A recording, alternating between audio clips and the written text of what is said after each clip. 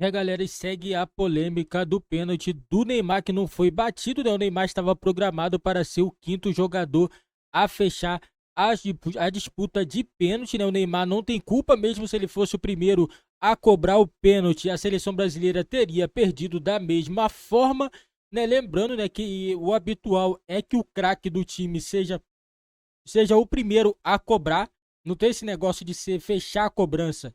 Ele tem que bater primeiro, porque se os caras perderem os pênaltis primeiro, ele não vai ter a chance de bater o pênalti dele. Então o craque tem que ser o primeiro. Assim como aconteceu na seleção da Argentina, o Messi pegou a bola e foi o primeiro a cobrar, abriu a disputa de pênalti, deu confiança para a seleção da Argentina. O goleiro da Argentina pegou 2 pênaltis. E com a seleção brasileira não foi assim. O Alisson não conseguiu pegar nenhum pênalti sequer da seleção da Croácia, né? E com isso a seleção brasileira foi desclassificada. E tem muita gente criticando o Neymar por não ter batido o primeiro pênalti. Coloca nos comentários o que vocês acharam dessa atitude do Neymar de não ter sido o primeiro jogador a cobrar o pênalti contra a seleção da Croácia. Quando existia no futebol a necessidade de apresentar uma lista de batedores para a arbitragem, sim, e era contadinho direitinho, o primeiro, segundo, terceiro, quarto, não dava para mudar.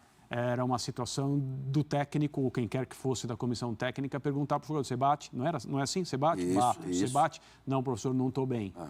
Então você não bate. Então, no final das contas, com listinha, sem listinha, o que determina quem vai bater, em que ordem, é a sensação dos jogadores. Eu ouvi, na verdade, o Casemiro responder uma pergunta na zona mista a respeito disso, especificamente sobre o Neymar não ter batido.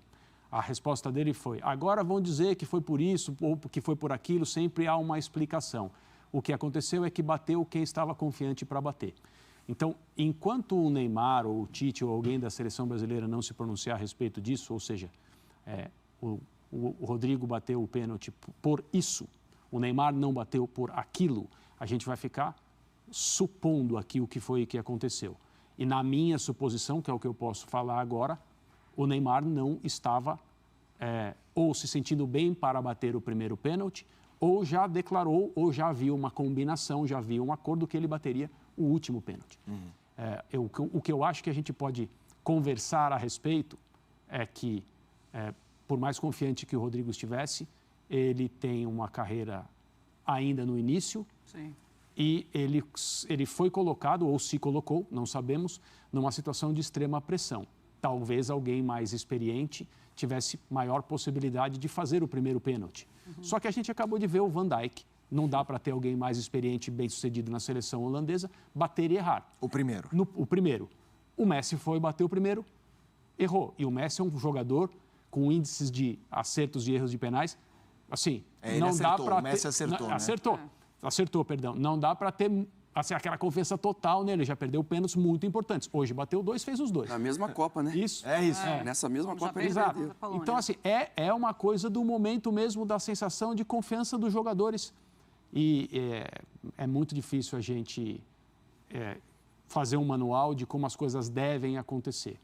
A minha impressão, cada vez mais, conversando com jogadores e treinadores, é que o que determina quem vai bater e quem não vai é o estado de ânimo e de confiança de um jogador. Às vezes acontece do cara aí meio obrigado porque ele não consegue dizer que não está bom para ir. Com o menino português. Falou: vai lá, se errar, dane-se.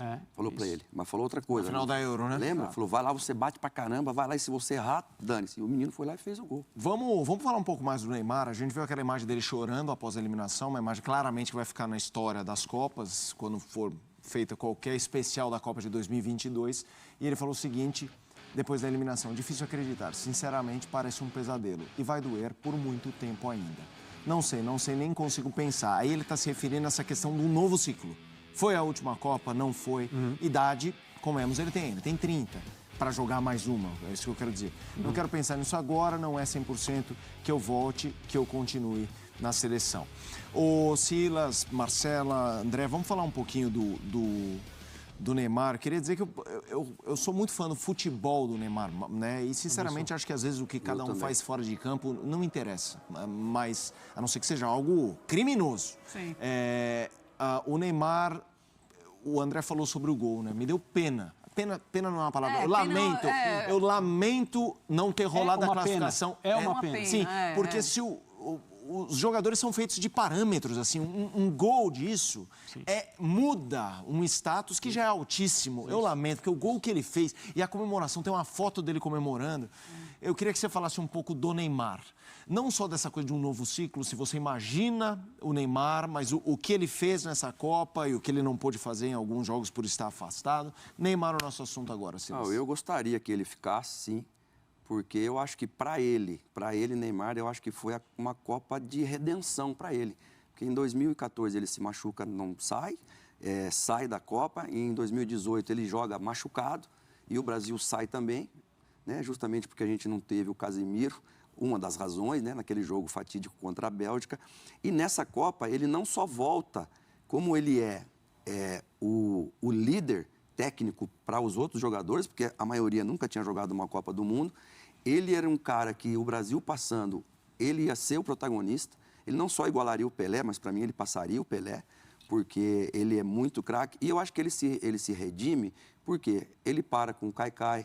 E a gente viu outros jogadores aí que ninguém fala, Cristiano Ronaldo, o próprio Messi nesse jogo contra a Holanda, um Kaká ali que ninguém vai falar nada. Eu até brinquei com o Bubu lá fora, eu falei, quero ver se vão falar alguma coisa disso. Eu acho que ele se redime de várias formas.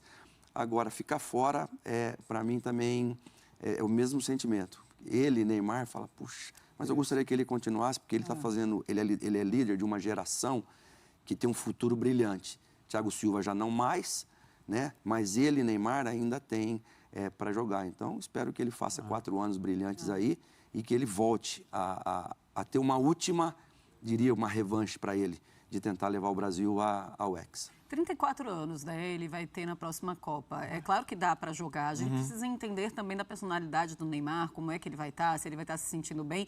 E é muito cedo para você dar uma resposta em relação ao seu futuro logo depois de uma eliminação tão difícil. Porque é sempre muito difícil uma eliminação.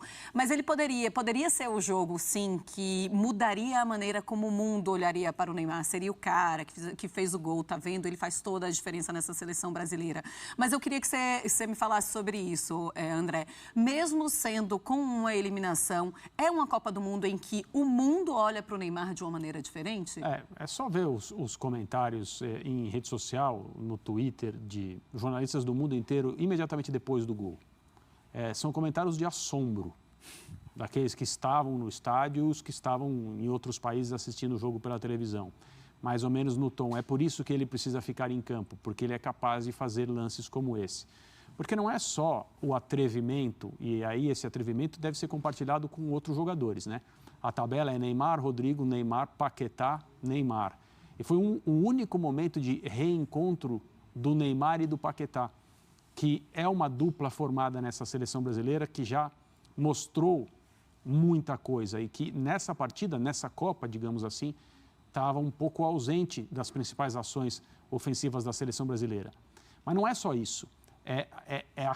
É o conjunto de habilidades simultâneas, porque depois dessas duas tabelas, ele finta o goleiro dentro da pequena área. Sim. Então, é um lance gigantesco. O Neymar é um jogador de futebol brutal. Ele gera muita antipatia como jogador também, não só como pessoa, mas futebolisticamente falando, ele é brutal. Verdade. E o jogo de hoje ia mostrar isso. Sim. Na verdade, mostrou. É que o resultado foi diferente. E com vitória ou com uma passagem nos pênaltis, com o Brasil seguindo na Copa, é capaz que esse lance fosse um lance para erguê-lo ainda mais, e não só ele, a seleção brasileira. Então, de fato, eu concordo com você, é uma pena, mas acho que nesse momento ele não consegue enxergar nada disso. Foi uma Copa na qual ele sai com outro tipo de imagem em relação a 2018, sem dúvida nenhuma. E a Marcela tem razão, é muito cedo para um jogador na posição dele se comprometer com qualquer coisa, seja não jogo mais pela seleção ou quero jogar mais uma Copa. Acho que com o passar dos próximos meses e anos ele vai ter mais clareza para decidir isso e não há nenhum motivo para ele não jogar a próxima. Certo. A idade do Messi é superior a 34, a idade do Modric é superior, a idade do Cristiano Ronaldo é superior, a idade do Pepe é superior, a idade do Daniel Alves é superior. Thiago Silva, alguém poderá dizer, mas esses jogadores todos trataram do seu corpo, digamos assim, de uma outra maneira em relação a um futebol do que fez o Neymar. Mas ele pode fazer isso a partir de agora. Claro.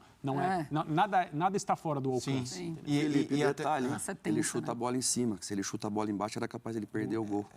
E aí, E eu ainda fiquei com a impressão de que a bola tinha batido pela rede do lado de fora. Na hora eu falei, será? Assim, ele tava muito sem ângulo ali. Precisa esperar Era ele só correr pra aquele comemorar. ângulo que dava pra jogar a bola, mas foi lá. E até em cima do que disse o Silas, a gente vai falar de outro personagem que é o Tite, mas em cima do que disse o Silas, nessa maturidade, eu acho que o gol mostra isso também, porque em outras circunstâncias no passado, talvez ele buscasse ali uma queda, um tranco, e ele vai até o fim. Eu acho que isso também reforça um pouco do que fez o Neymar nessa Copa. Tite, tem muita gente falando do Tite. Galera, o Neymar não tem culpa pela desclassificação da seleção. Esse negócio de ficar falando, porque ele bateu, ia ser o último a bater, não foi o primeiro.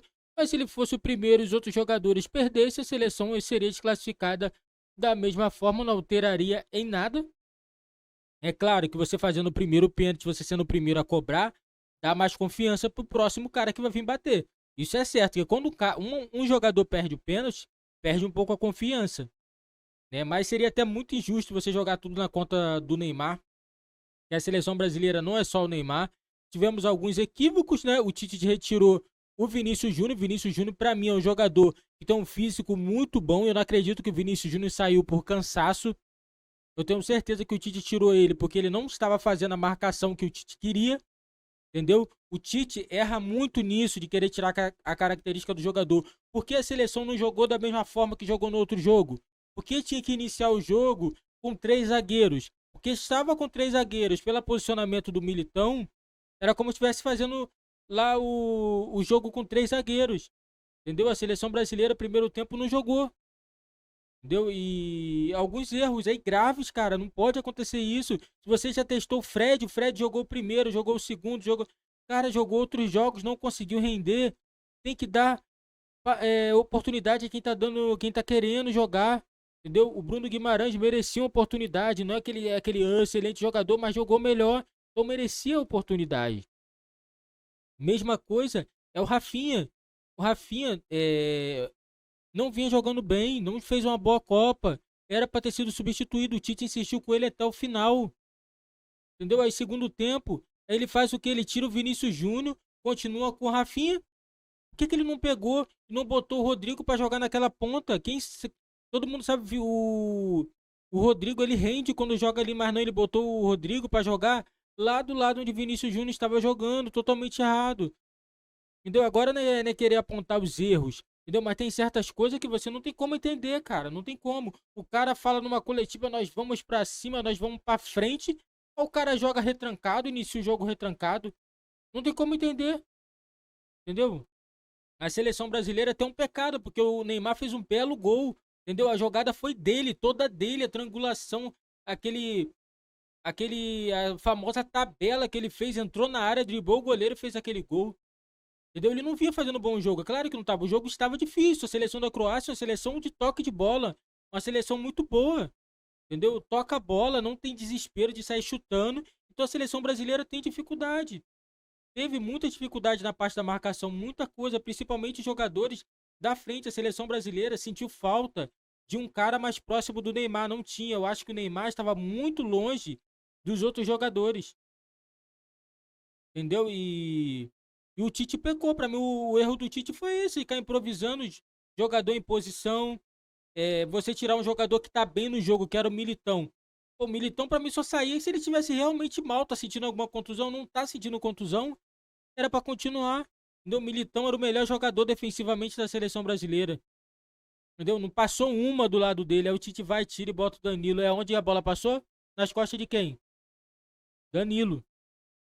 Entendeu? Não fez um bom jogo. Errou muitos passes.